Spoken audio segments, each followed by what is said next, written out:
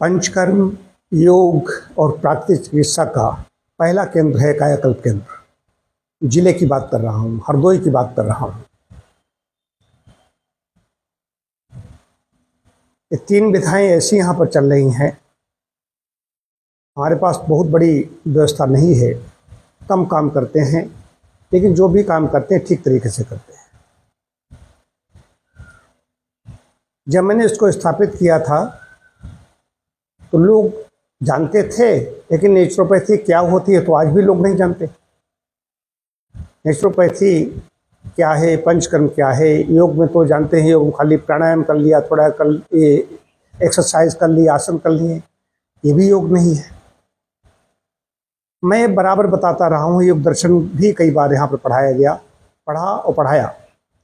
तो प्राकृतिक चिकित्सा, पंचकर्म, योग तीनों चीज़ें लेकर के चलता हूँ। योग में पहले प्राकृतिक चिकित्सा की बात बता दूँ। प्राकृतिक चिकित्सा जिन 5 तत्वों से शरीर का निर्माण हुआ है, उन्हीं से उपचार है। प्राकृतिक चिकित्सा का मानना है, नेचुरोपैथी का मानना है, जिन तत्वों से शरीर का निर्माण हुआ है उन्हीं के समुचित प्रयोग से हम इसको फिर से नया कर देते हैं। नया कर देना ही कायाकल्प है। कायाकल्प शब्द का मतलब है रिजुवनेट, नया कर देना, नया बना देना, शरीर को नया कर देना। पंचकर्म जैसे 5 कर्म से होता है, 5 प्रकार के ऐसे कर्म हैं, उनसे डिटॉक्सिफिकेशन किया जाता है, उनसे संशोधन किया जाता है। ये तीनों ही संशोधन में हम काम लेते हैं। योग बड़ी चीज़ है, लेकिन उसमें षटकर्म भी है। योग दर्शन में षटकर्म नहीं है। अभी मैं आ रहा हूँ क्रमशः। तो प्राकृतिक चिकित्सा में भी संशोधन है। उन तत्वों से क्या करते हैं, शरीर का संशोधन करते हैं। जो शरीर के अंदर टॉक्सिन्स हैं उनको बाहर निकालते हैं। इससे व्यक्ति की रेजिस्टेंस पावर बढ़ती है, इम्यूनिटी बढ़ती है, रोग प्रतिरोधक क्षमता बढ़ती है और व्यक्ति निरोग हो जाता है, शरीर नया हो जाता है। ये प्राकृतिक चिकित्सा की बात हो गई। पंचकर्म में भी वही है। पंचकर्म जैसा के नाम से ध्वनित होता है, 5 प्रकार के कर्म।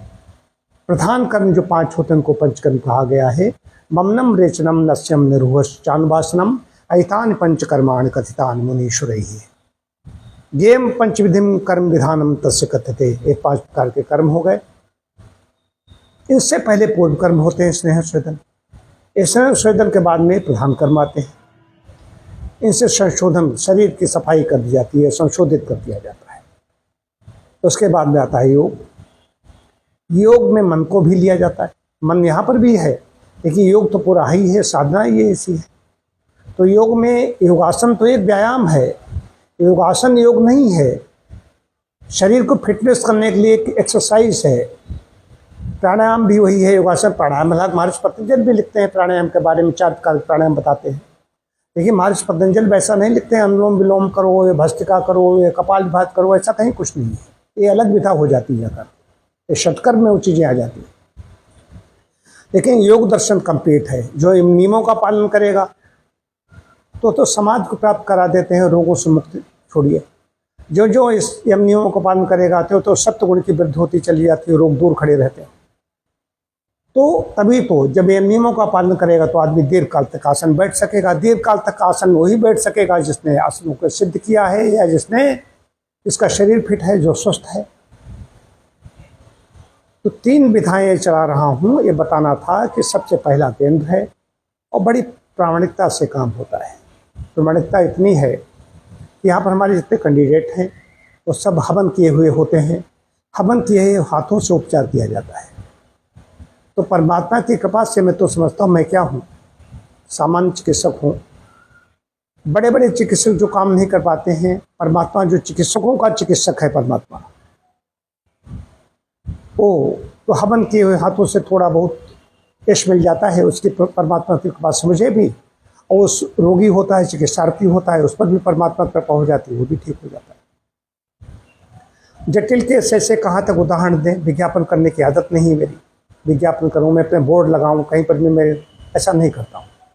अब मैं जहाँ बैठा हूँ वहाँ पर तो मैं थोड़ा करूँगा ही, वहाँ पर तो अलग चीज़ है। लेकिन बाहर विज्ञापन करूँ, प्रचारित करूँ, ऐसा कुछ नहीं। सीधी सी बात, हमारे पास जो चिकित्सार्थी आते हैं वो भी माउथ पब्लिसिटी उनकी होती है। जो कहते हैं भैया वहाँ चले जाओ, कहीं नहीं ठीक हो रहा तो वहाँ चले जाओ, वही लोग आते हैं।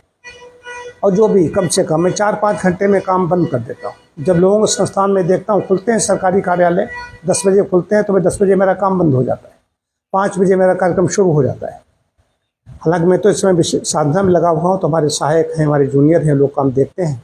निदान में कर देता हूँ, निदान करके केस दे दिया, उसके बाद फिर ये लोग अपना काम करते रहते हैं।